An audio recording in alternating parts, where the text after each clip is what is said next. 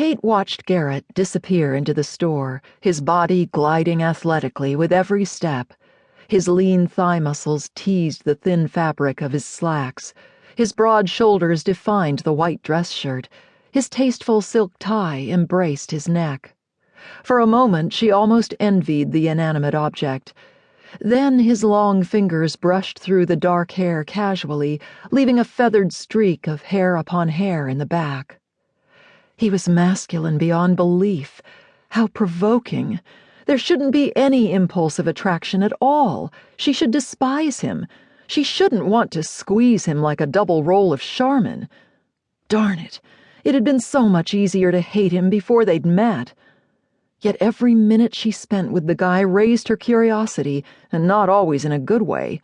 He had to be hiding something. What influenced his decision to cancel the festival? How could she find out?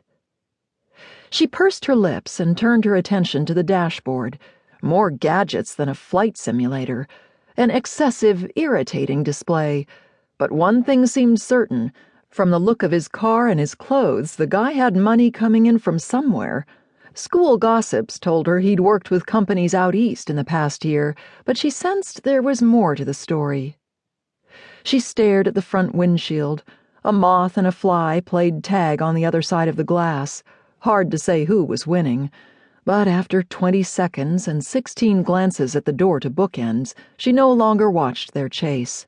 The coast was clear. She set to work inspecting the back of the car. Twisted gum wrappers clung to the seats, an empty pizza box jutted out of one footwell, and several unopened candy bars were lodged in the door pockets. Conclusion? Garrett Ellis was a junk food addict. She gingerly used his keys to unlock the glove compartment.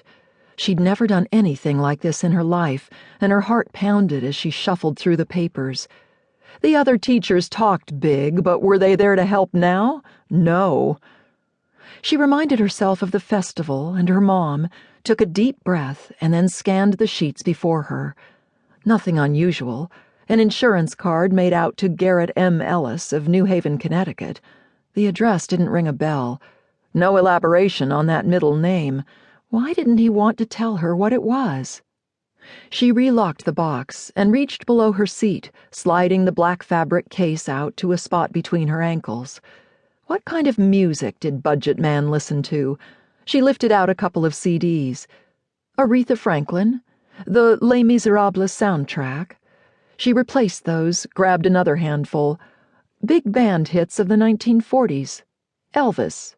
The Beatles. Huh. Garrett's collection ranged from 60s classic rock to weird stuff by foreign groups with names she couldn't pronounce. There were no patterns.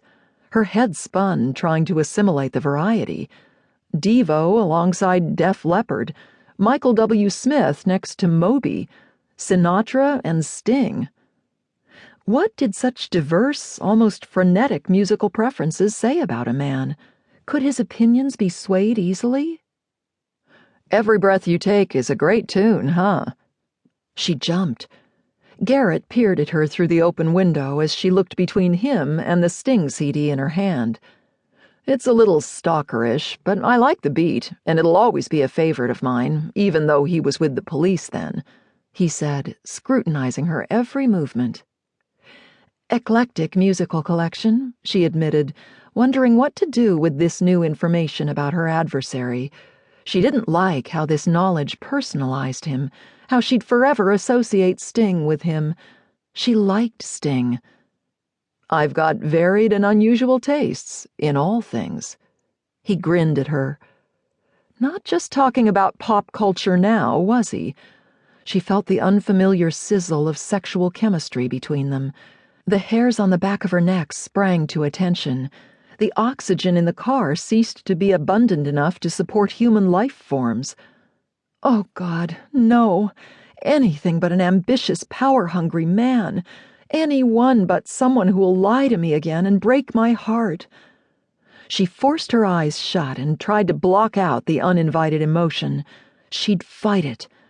But the knowledge was already inside her, changing her perception of everything.